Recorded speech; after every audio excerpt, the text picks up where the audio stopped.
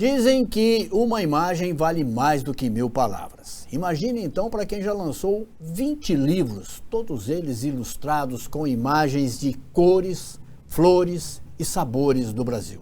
É o caso do nosso entrevistado dessa semana, o Silvestre Silva, que é fotógrafo.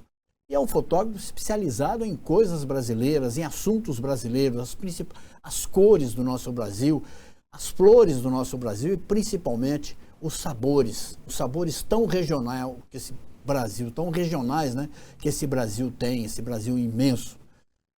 Silvestre Silva, é um prazer te receber aqui, muito obrigado pela sua presença, embora a distância em São Paulo, leve um abraço afetuoso do nosso interior aqui. Obrigado, Silvestre. Muito obrigado, eu que agradeço, viu, de estar aqui batendo papo com você. Silvestre, eu estava vendo o seu livro mais recente, Flores, Cores e Sabores do Brasil, né? E a importância histórica, né, dos alimentos desse país tão grandioso, né? Como é que você se aperfeiçoou e chegou e desembarcou nisso? Essa aqui é a minha especialidade. O Kevenato, olha, isso aí aconteceu por volta dos anos 80. Uhum. Eu trabalhava como repórter fotográfico na grande imprensa, né? Mas eu não me sentia feliz nas redações, apesar do trabalho ser externo do repórter fotográfico, mas eu me sentia um tanto limitado e achava que ali não era o meu futuro.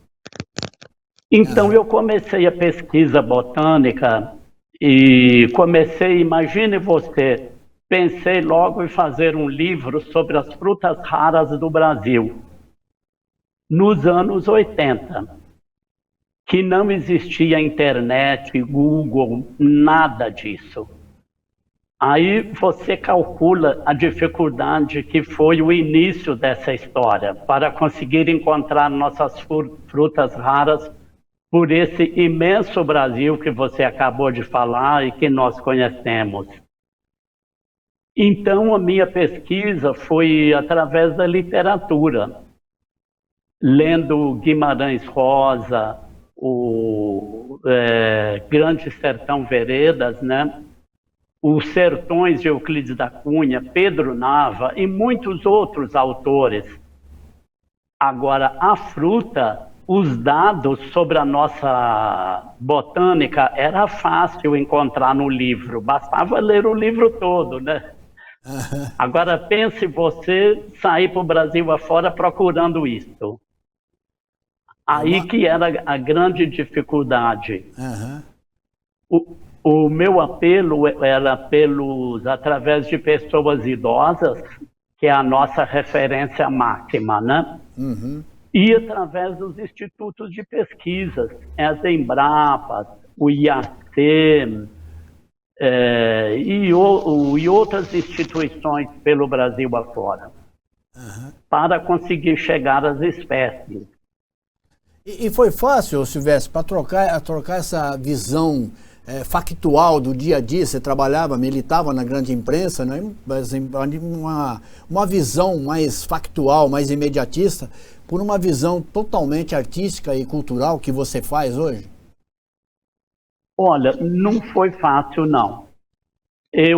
Por exemplo, eu viajava muito para o meu trabalho, que eu trabalhava como funcionário de editoras, passei pela Folha de São Paulo. Agora eu tinha foi preciso criar várias técnicas. Uma delas, eu viajava para uma editora, para o Pará.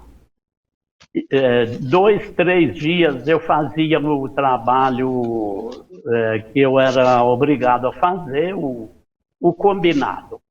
E eu acabava ficando mais tempo para o meu trabalho, para a procura das frutas, né? Por exemplo, uma das técnicas que eu usava. Agora, eu fazia infinitas viagens também para o Brasil afora, exclusivamente atrás delas, né? E eu comecei fotografando as frutas, né? O primeiro livro foi publicado em 91. Este livro teve a apresentação do Burle Marx, que, aliás, tem uma foto minha com ele. Ele veio no lançamento em São Paulo. Projeto gráfico de Maurinho Beciliati, texto do professor Hernani Donato. Esse livro foi um sucesso inacreditável. Eu não esperava um sucesso de crítica e de venda também. Ele teve 3 para 5 edições. Isso me animou muito mesmo, esse início, né, em 1991. E era uma época que não usava, você deve ter, não, com certeza, fotografou com 100 asas, 400 asas, 36 poses, tinha que mandar para Kodak, para as lojas, depois de uma semana que você ia ver o resultado, né? Ao contrário de hoje, é muito imediato hoje o resultado. Nossa, olha, você não quer imaginar, e a meninada que está nos ouvindo também, não consegue nem pensar no que era isto, né? Uhum. Uma viagem longa, por exemplo, Árvores da Amazônia, eu fiz várias viagens para a região, então eu levava um pacote de filme, justamente os rebobinados 35mm, e eles iam separados, bonitinhos. À medida que eu ia operando, eu ia colocando em lugar diferente, né? Uhum. Isso, eu cheguei, por exemplo, preocupado com o resultado final, eu chegava a mandar pelo SEDEX 10, aqui para São Paulo, para o pessoal do estúdio mandar revelar e dar uma observação geral, né, para ver como estava o material. E eles me falavam e eu prosseguia na viagem.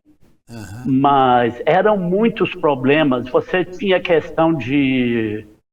Os filmes operados, era preocupante. Eles ficavam no hotel, no cofre do hotel. Não podia estar viajando com aquilo, né? Porque era muito perigoso. E agora o mais importante, eu acho que é realmente a história de você não tinha noção do resultado final. Como profissional técnico e artisticamente, eu sabia que a fotografia estava boa, mas você não tinha como comprovar absolutamente nada, né? Uma coisa é a teoria, né? Outra coisa é sentir na prática, né? Tá certo, Exatamente. Mas tá certo até que ponto, né? Qual é a incidência de luz, de calor, essa coisa toda? Exato, você tinha todos esses problemas, tem todos esses problemas numa viagem, né? Uhum. Exatamente. Casualmente podia ficar tremida a imagem, enfim, você não tinha o resultado final como hoje. A digital, eles não imaginam a diferença que nós trabalhávamos para o resultado final. Hoje, que você, no ato, você pode ver se a sua imagem está ou não está espetacular, média, né? Sem dúvida nenhuma. Mesmo com todos esses desafios, Silvestre, o que foi que te mais inspirou, né, para você capturar flores e alimentos na fotografia? Eu acredito que foi a falta desse, digamos, o produto no mercado. Deram com desenho bico de pena. Bico de pena, um ou outro livro ilustrado, era muito difícil. Eu tinha um grande problema de informação, né? Aí eu pensei que, de alguma forma, isso precisava ser resolvido. Mas a minha inspiração veio na vontade de mostrar a maravilha desse país, né? E também eu pensei, também não adiantava a foto grande angular, aquela baita imagem. Faltava, eu acho, descer nos detalhes. você mostrar a fruta aberta, a casca da árvore, o detalhe das folhas, uma infinidade de situações que você tem numa árvore, numa floresta, num lugar, né? E a riqueza de cores que o Brasil oferece nesse campo, né? São frutas multicoloridas, às vezes trazem 3, 4 matizes, tons de cores, absolutamente, numa única espécie ali. E isso, só o Brasil é capaz de produzir. Só o Brasil é capaz de produzir. O número de frutas nativas é exclusivamente do Brasil. Impressionante. Agora, o que eu descobri também, naquela época mesmo, foi a questão da fruta aberta, por exemplo. Cada uma delas tem um aspecto, uma forma, uma cor. Você abre a castanha do Pará, por exemplo, ela aberta é impressionante. O buriti, retirando a casca do buriti, você tem uma imagem inacreditável. Você abre a fruta, aí é deslumbrante, como nossos ouvintes vão ver. Uhum. Você, nesse último livro que você lançou, Flores e Cores, Sabores do Brasil, você mostra a cozinha regional, né? Você regionaliza bem esse tipo de coisa, apresentando 5 receitas lá de cada uma das regiões sul, sudeste, norte, nordeste e centro-sul do país. Ali tem uma riqueza, inclusive, muito grande em profusão de cores, de alimentação, tem grãos, com salada, com vegetais. Como é que você conseguiu elaborar isso? Olha, isso aqui representa bem, por exemplo, o arroz com piqui, que representa o nosso centro-oeste ali perfeitamente, né? E mais Minas Gerais e parte do estado de São Paulo que produz piqui também, os cerrados, né? Mas o Goiás não existiria sem o piqui, realmente. Bom, essa história aí é um projeto que começou também em 1990, por aí, que são flores do alimento. O que me impressionou no início da pesquisa é que você vê na mesa o alimento, o produto, mas você não tem nem noção do como é a flor, a beleza, a maravilha, o detalhe das flores dos alimentos. Você pega a flor do alface, por exemplo, da cebola, do alho, são inacreditáveis. E o detalhe mais impressionante, Kevenato, é que muitos dos alimentos você não pode colhê-los, retirá-los da terra para vir a flor. O caso do alface, da cebola, a cenoura, a alcachofra, uma das flores mais bonitas do Brasil, que está no início do livro. São produtos que só vê a flor quem planta para a produção de sementes. Quem vai vender o produto não chega a ver a flor, não conhece. Um feirante, por exemplo, não tem nem noção de como é a flor da cebola, do alface, do alho, ou tantas outras, né? Esse mundo aí me deixou fascinado. Quando eu comecei a perceber essa história, comecei a fotografar e pesquisar a respeito delas. Então surgiram 2 livros. Existe o Flores do Alimento, publicado em 96, e este último livro aí, que é Flores, Cores e Sabores dos Alimentos. Você gostou dele? Muito, muito, muito. Já inclusive encomendei aqui numa livraria aqui em Ribeirão Preto. Próxima viagem que eu for agora, está perto de eu viajar, vou levar para alguns amigos lá do exterior que eu tenho certeza já são apaixonados pelo Brasil, mas não conhecem essas cores, essa vibrância, essa vibração toda que você nos mostra através de fotografia. Para em fotografia, Há algum processo específico na escolha de flores e alimentos? Ou você fala assim, vou apostar nisso aqui, vou ver o que que dá? Ou você já vai direto sabendo que aquilo pode render e render muito? O Kevenato, é muito interessante essa história. Olha, eu vivo fotografando e pelo Brasil afora, e numa horta, numa fazenda, numa floresta. Chega um momento que eu tenho, começa com 5, com 10, com 15 ou mais fotografias de um assunto específico, como aconteceu com flores do alimento. Quando eu vejo que tem um número razoável, ou casualmente eu faço uma leitura e encontro informações interessantes sobre aquele assunto, sobre aquela situação, isso vira um livro. De repente eu começo a pesquisar para transformar isso numa obra, né? Num livro. É por aí. Agora, é preciso muita atenção, muito foco, né? Para você estar conseguindo dimensionar que, como nós já falamos, o Brasil é imenso, são muitas coisas bonitas, é um país espetacular, né? E alguém tem que mostrar a beleza dessa nossa terra. Você não concorda? Muito, concordo plenamente, não tenho a menor dúvida. Quais são as cores que você mais gosta de fotografia, que você se sentiu mais à vontade, assim? Estou falando cores de alimentos, né? E por quê?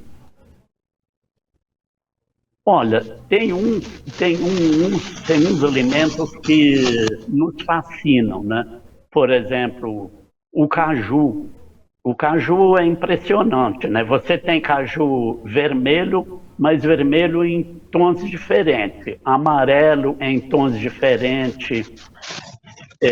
Você tem do que eu falei agora há pouco, do piqui, é uma fruta fascinante. Que coisa mais interessante, mais bonita que a nossa jabuticaba. Você sabe que que é um genuinamente gringo... brasileira, né? Genuinamente brasileira. Você sabe que um gringo chegou na frente do pé de jabuticaba, olhou ele carregado. Ele arregalou os olhos e falou, até nas raízes? E é verdade que ela nasce bem colada, né, ao tronco, as folhas suplementares ali, ao galho. É impressionante, é alguma coisa realmente que chama muito, mas muito a atenção. Você tem alguma espécie de... Pode falar, pode falar. A jabuticaba é impressionante, é da ponta dos galhos, quase na ponta, até a raiz mesmo. É exatamente isso. Você tem algum tipo de narrativa nessas histórias que você conta por trás das suas fotos, né? Como é que você incorpora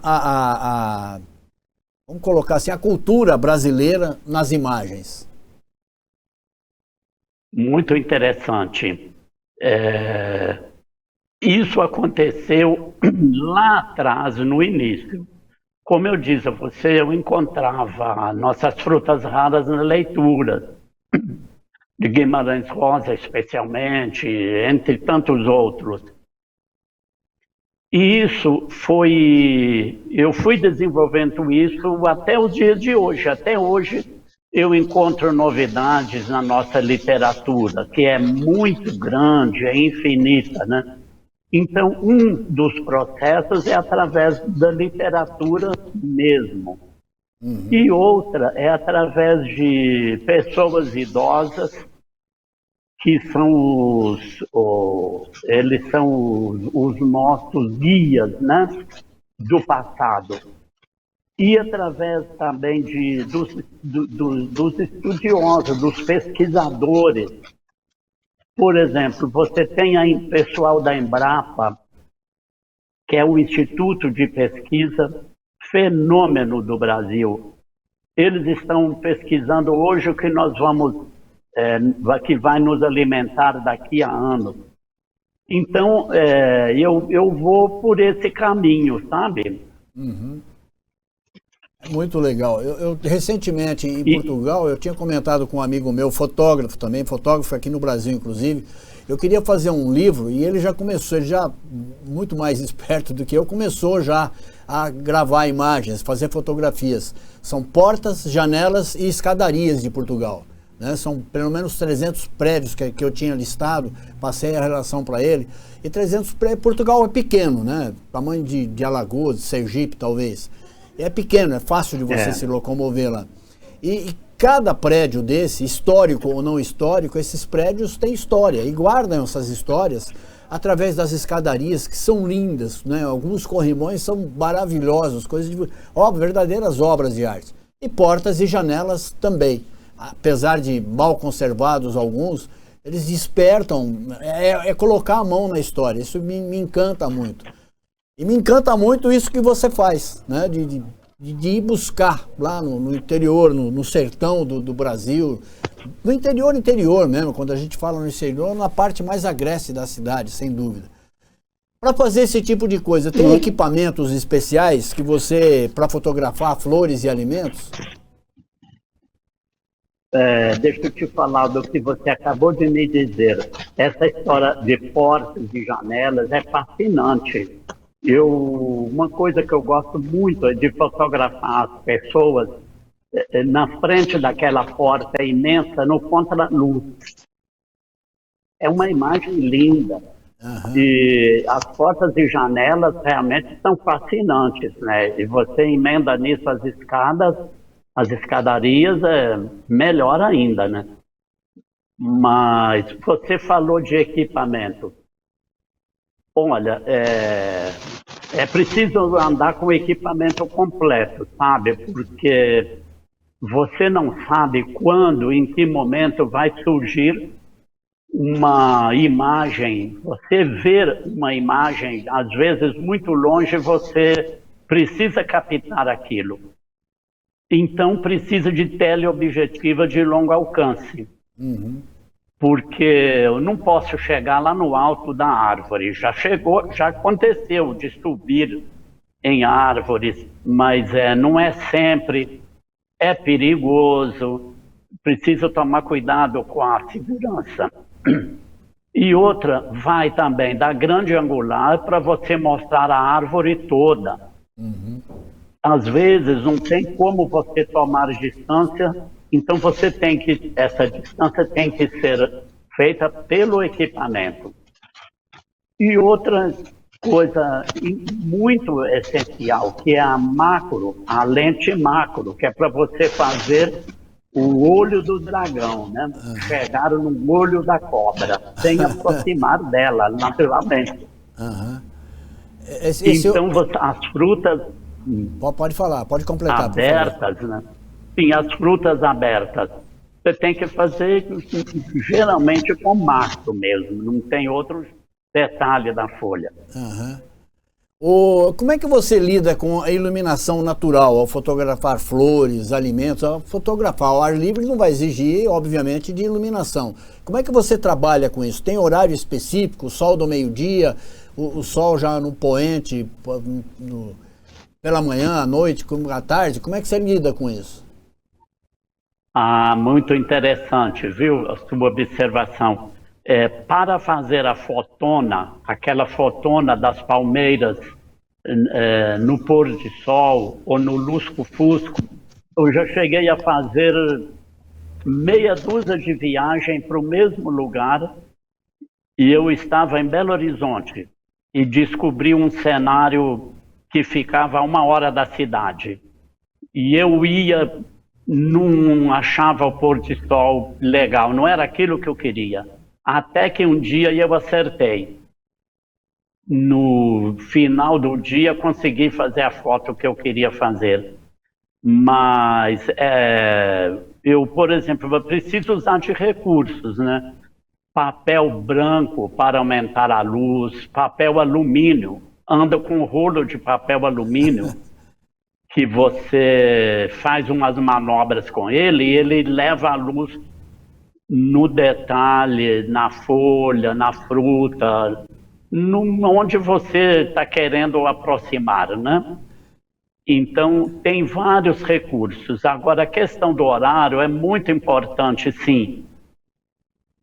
Mas, por outro lado, também, às vezes eu estou no meio de uma mata, muito distante da cidade, e que eu não vou conseguir voltar ali no horário que eu gostaria. Então, Kevenato, você tem que fazer aquela história, né? Tirar leite da pedra, né? Tem que fazer a foto bonita. Você vira para lá, vira para cá, espera minutos a mais e até que aparece uma luz razoável, alguma coisa que possa melhorar a imagem. Ó, Mas esse tipo de filtro de edição que você fala, com papel alumínio, inclusive, papel branco, para distribuir melhor a paisagem, a luz, essa coisa toda, não deixa de ser um exercício de teimosia e paciência, né? De voltar 6 vezes no mesmo lugar para fotografar uma planta, uma flor, um fruto, qualquer coisa nesse sentido. Exatamente. Às vezes também dá até para, por exemplo, eu passo pela manhã num lugar e eu tenho várias fotos para fazer, mas a luz não é o ideal, não é o que eu quero. E eu sei que vou ficar o dia todo por ali, vou ficar mais 2 dias ou alguma coisa assim. Então eu volto no momento certo. Pode acontecer também isso, né? Uhum. Olha, é um exercício não só técnico, artístico, mas um exercício de observação geográfico, tudo que você pensar, né? E é um exercício também de solidão, né? Você não se sente só também, absolutamente aquela mata imensa, você cuidando daquele pedacinho ali que você vai transformar numa foto lindíssima, né? Vai ganhar o mundo. Exatamente. É assim, às vezes já aconteceu que eu vejo no chão um fungo, Uhum. uma folha caída, né? Uma fruta, mais ou menos. Aí eu fico pensando, nossa, eu estou com pressa, eu vou parar ou não vou parar para fazer essa foto minúscula, que eu vou ter que tirar equipamento da bolsa, vou ter que sentar, vou ter que deitar, mas eu vou fazer. Acabo fazendo 2, 3 imagens, ou já aconteceu de fazer uma imagem daquilo que está na minha frente. Depois eu vejo que se transformou numa imensa imagem, belíssima, bonita, e no momento eu não dei valor. Isso acontece, por exemplo. Uhum. Aí acontece, tem que acontecer mesmo. A gente falou muito da jabuticaba, da importância da jabuticaba, suas cores, o formato, que até na raiz, né, o amigo seu que se assustou com isso. Quais flores e alimentos brasileiros você acha que tem mais identidade visual, ou uma identidade visual mais forte, ou mesmo única no Brasil? Olha, o caju, sem dúvida nenhuma, né? O caju, ele começou a ser notícia em 1600 e qualquer coisa, que teve uma pintora alemã, chamava Maria Sibila. O trabalho dela está na internet. Para você ter ideia, ela desenhou o caju, o contrário, a fruta colada no pé, no galho. Uhum. Porque eles trabalhavam com a informação, eles não tinham a fruta, era através de relatos dos amigos, dos viajantes. Mas, por exemplo, o caju, a jabuticaba, quer fruta mais interessante do que o guaraná, que é um olho perfeito, né? Uhum. O próprio buriti, o cupuaçu é uma fruta muito curiosa, né? Uhum. Você tem muitas, né? Os araçás, você conhece araçás? Conheço, vixe. Pois é uma gama impressionante, né, de araçá. Uma outra que ganhou o mundo, Quando eu fiz o primeiro livro, em 91, foi publicado, ninguém sabia o que era açaí. Não tinha nem noção. Você vê a importância do açaí hoje, e que é impressionante no Brasil e pelo mundo afora, né? Eis aí uma fruta dessas, que leva o visual do Brasil para o mundo, né? E eu fico torcendo para que isso aconteça com outras frutas, né? O bacuri, por exemplo. A nossa jabuticaba tinha uma outra, que é o visual do Brasil, né? A pitanga, você não acha? Nossa, aqui perto de Ribeirão Preto tem uma cidade chamada Pitangueiras, né? Exatamente porque tinha, tinha uma cultura da pitanga, que inclusive tinha um burana também, que fez um refrigerante muito gostoso para nós aqui da região, que lamentavelmente ainda nos idos tempos, na década de 60, foi comprada por uma multinacional de bebida, exatamente para parar de ser produzida, porque realmente é de um sabor incrível, né? Em Ribeirão Preto tinha a famosa douradinha, não sei se você conhece, era dourada, como é que chama? A folha era dourada e fazia dali, extraía dali um refrigerante delicioso também. A mesma coisa foi comprada, foi adquirida por uma grande empresa multinacional e sumiram com a marca, sumiram com o produto, sumiram com tudo. É ruim isso, né? Quando a gente vê, né, a fauna brasileira, a flora brasileira servindo apenas para, vamos comprar para interromper que vai ser nosso adversário daqui por diante. Aí não existe mais. Imagina, que tristeza, né? Muito. Tem uma outra fruta muito interessante, olha, que o brasileiro não faz ideia, é o tucumã tem tucumã do Pará e tucumã do Amazonas. O tucumã do Amazonas é usado fartamente em Manaus num sanduíche que se chama X-caboquinho. Veja, caboquinho. Uhum. São lascas de tucumã com queijo, manteiga, que é num pão. O pão você escolhe, pão de forma, o pão francês, né? Uhum. Mas o sanduíche é esse, ele é mais vendido do que qualquer fast food em Manaus. Imagina, e ele é o muito sabor. importante, sabe? Uhum. Eu estou tentando imaginar o sabor aqui, deve ser realmente delicioso, né? Muito interessante, um senhor alimento, né? Uhum, sem dúvida. Existe algum prato típico brasileiro que você gosta mais de fotografar? O que esse prato representa para você, assim, visualmente? O grande apetite que nós temos, né, ela começa pelo visual. Quando você olha e vê aquele visual todo colorido, aquele visual bonito, isso te desperta uma fome incrível, né? Só de falar aqui eu já estou com água na boca. Mas você tem, assim, as suas preferências, é lógico. O que você prefere fotografar? Olha, o piqui é um deles, né? Porque o piqui é aquele caroço lindo, maravilhoso, né? Aliás, o piqui é aquela história, ou você gosta ou não gosta, né? Mas é uma foto muito bonita, o arroz com piqui, frango com piqui, você tem o produto em si e você tem a fruta amarela maravilhosa decorando o prato, né? Você tem maracujá. Maracujá você tem vários, né? É bonito a torta de maracujá com aquelas sementes por cima, né? O doce, né? A própria pitanga é um prato também usado em alimento, né? O colorido, o suco de pitanga é maravilhoso, né?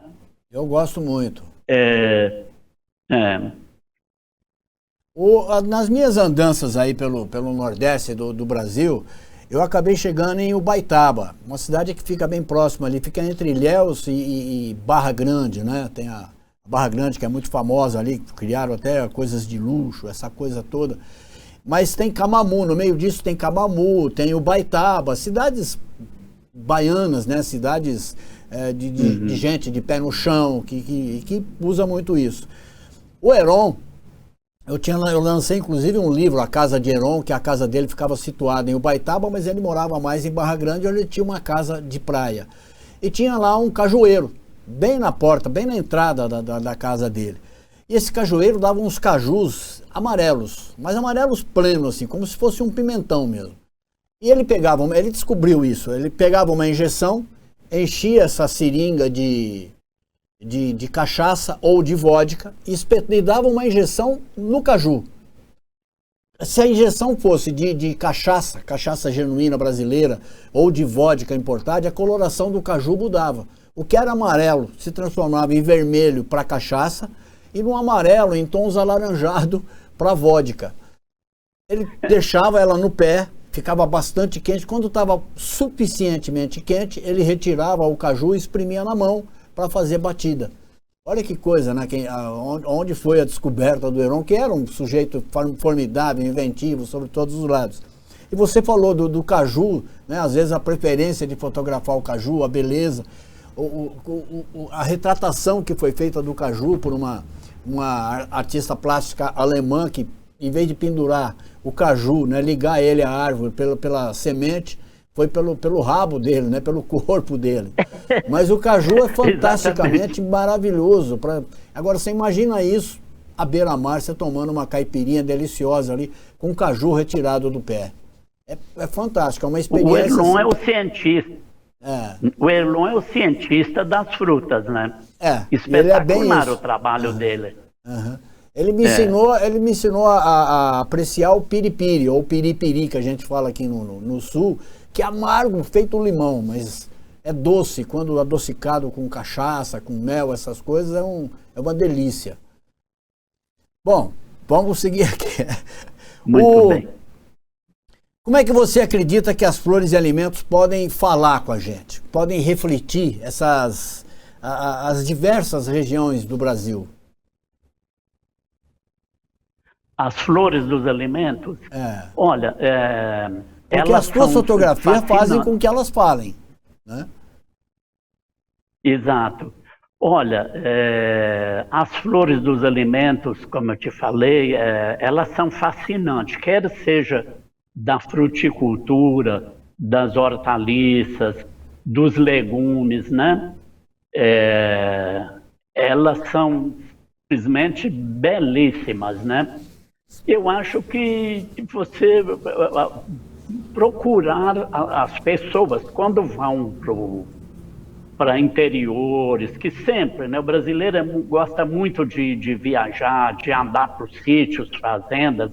O interior é muito presente no brasileiro de forma geral. Então, ele precisa procurar a época de cada delas e parar para ver, sabe? Parar em frente ao pé de goiaba, parar em frente ao pé de jabuticaba, florido ou não.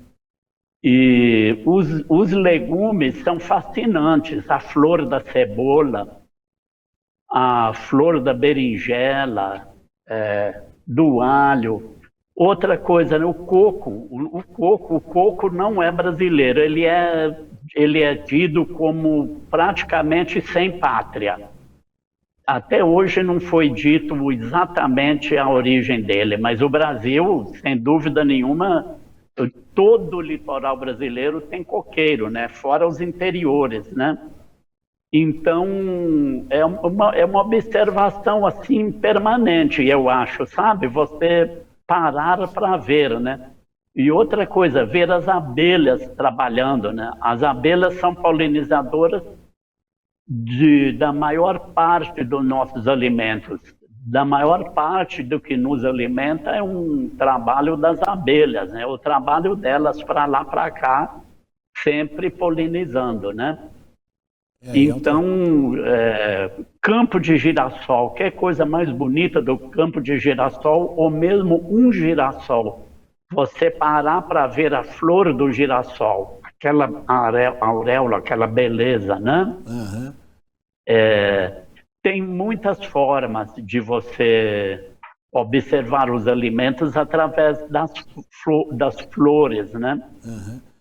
Você, através do seu trabalho, você nos faz descobrir um Brasil até então desconhecido para nós urbanos, né? Ainda que eu more no interior, você é na capital, entre o caipirismo, mas entre o caipirismo e essa forma de viver em São Paulo, né? A capital tem tudo à mão, coisa e tal, mas ainda nós não descobrimos todo o Brasil, né? E você tem descoberto isso aos montes, não vou dizer nem aos poucos, tem descoberto isso aos montes e nos ensinado que é possível criar uma relação entre a natureza e a culinária.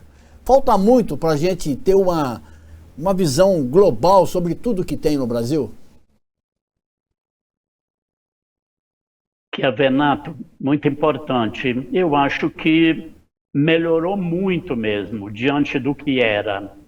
Porque você vê em 91, ninguém sabia o que era o açaí, e hoje, da forma que ele é conhecido no Brasil, qualquer cidadezinha que você chega por esse país afora, está lá a loja de açaí. Mas ainda falta, sabe? Falta sim, é preciso, uma coisa muito importante, o auxílio governamental, as pesquisas em torno de nossa matéria-prima, né? Das frutas nativas, sabe? O agronegócio hoje é muito desenvolvido no Brasil, hoje é o que é o salva-pátria, né? Pois é, mas esse lado, por exemplo, das flores, pouca gente conhece deles, que é o que eu procuro mostrar. Mas eu acho que falta ainda, sabe? Para desenvolver, para levar conhecimento das pessoas, né? Os livros, precisa mais livros, mais gente pesquisando para mostrar essa maravilha realmente existente na nossa terra, né? E que o que me impressiona é justamente todo mundo conhece o produto, o alimento na mesa, mas não conhece o que está atrás daquilo. Então, ao nosso alcance, né, que a gente nem percebe. Você acredita que a fotografia ela pode e tem essa capacidade de mudar a forma como as pessoas veem e apreciam a comida, a natureza brasileira? Tem sim.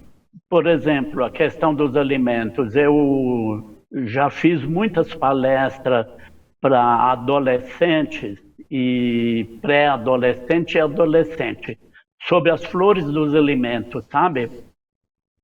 Você não quer imaginar a importância que eles dão, o entusiasmo deles de ver essas flores, de saber o que está atrás de cada alimento, que eles conhecem unicamente na mesa, né? Quando chega à mesa.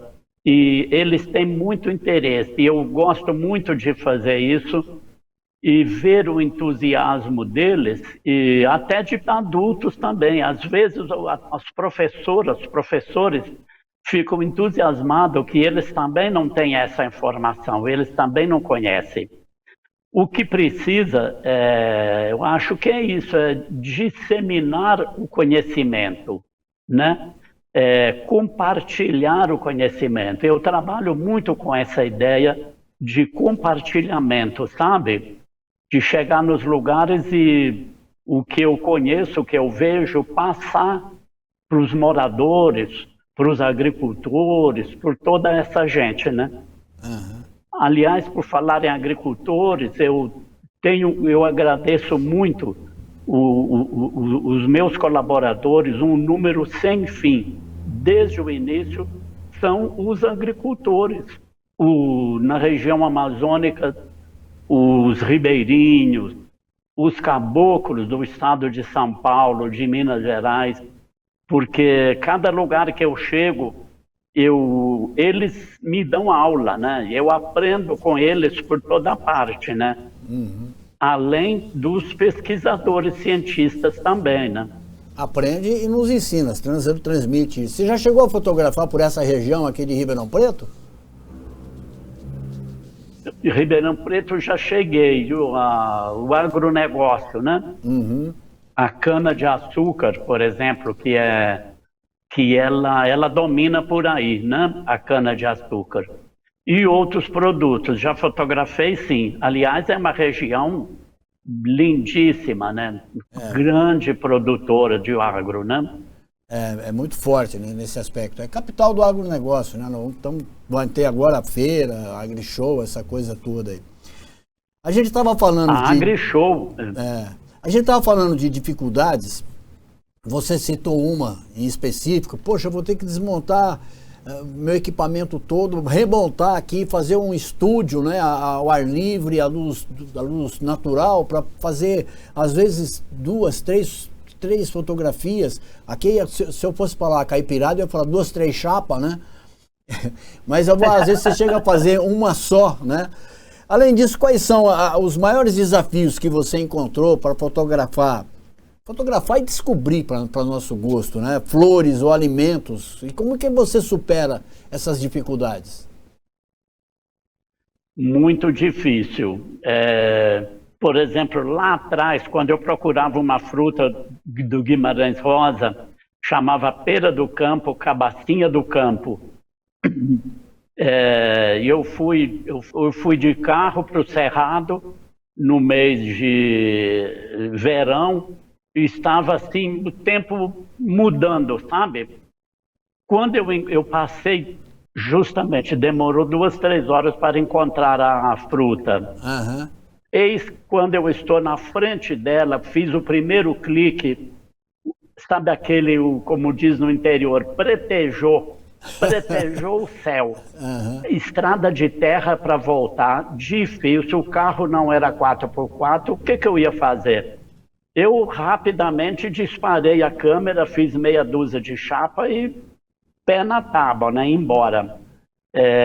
Isso chega a acontecer muito. Uma outra época, aqui no interior de São Paulo também, eu fui confundido com ladrão, rapaz. Você acredita nisso? Mas que isso, rapaz? Que isso? Com essa cara de gente boa? Olha, eu andava atrás da jabuticaba branca. Uhum. E quando eu descobri a fruta, depois de 1 ano, descobri uma árvore. Era num sítio. Tinha lá o caseiro que tomava conta do sítio. Então, aí eu descobri a árvore e falei com ele, olha, eu vou voltar daqui a meses, né? Para fotografar as flores, depois fotografar a fruta, dito e feito. Fotografei as flores. Nesse espaço de tempo, deu aí 3, 4 meses para vir a fruta. Você acredita que quando eu volto para fotografar a fruta, eu não entrei no sítio, não passei nem do portão do sítio. E olha, nunca mais eu ia encontrar outra, né? Impossível. O que aconteceu? Eu soube que na região, que entrou ladrão naquele sítio, isso nos anos 70. Para você ver como que a história da violência vem de longe. Entrou ladrão no sítio, espalharam lá na região que foi o fotógrafo que tinha ido lá que mandou, que deu dica para o ladrão. Meu Deus. Imagino. Olha o que aconteceu. Chegou o fim do ano e eu não pude fotografar a jabuticaba no pé. Não tinha como. Uhum. Demorei mais 1 ano para convencer o caseiro de que eu não tinha nada a ver com aquilo, que eu precisava fotografar as frutas. Aí aconteceu, eu fotografei, a fruta virou notícia até fora do Brasil, né?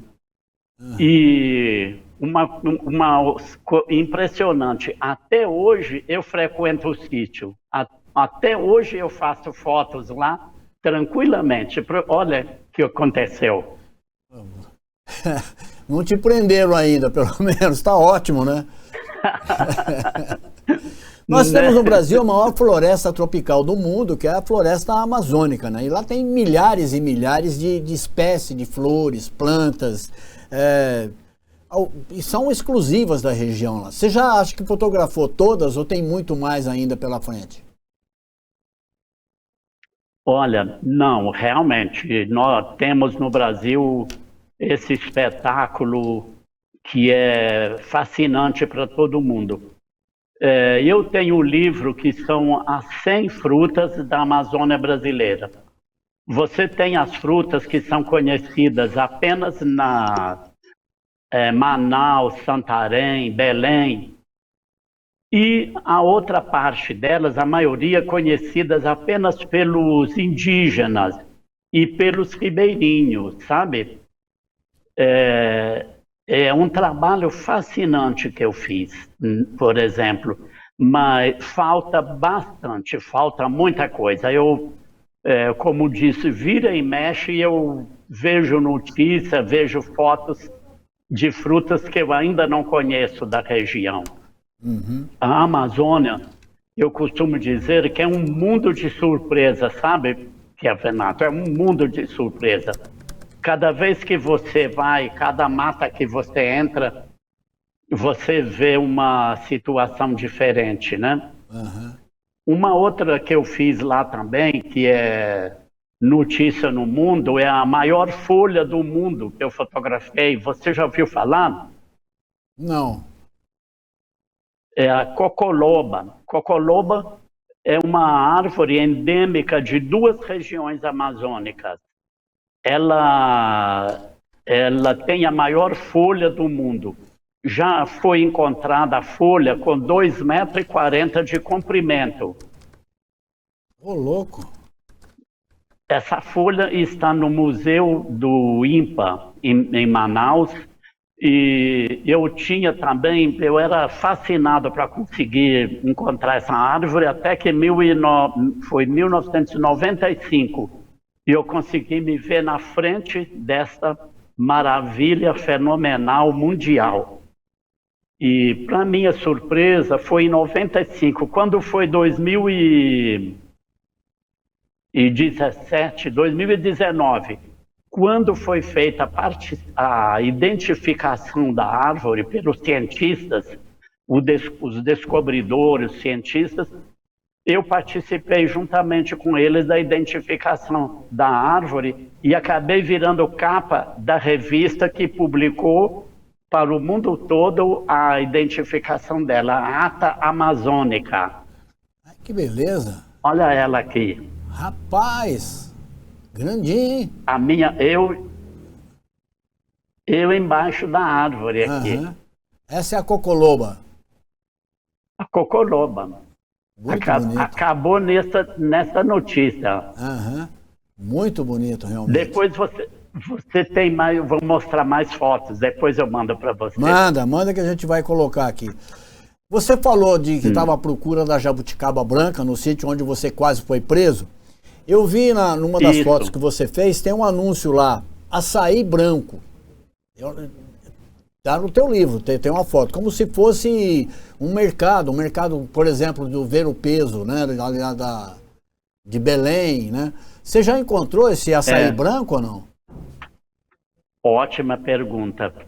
Pois é, aí nós voltamos naquela questão que você me falou das novidades brasileiras, do que falta, do que não é de conhecimento do brasileiro.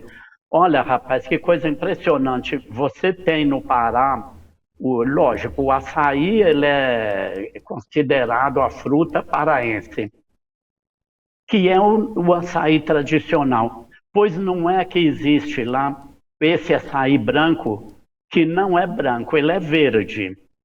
Só que, como diz o ribeirinho, ele não preteja. Ele permanece branco, mesmo maduro, no ponto de ser usado.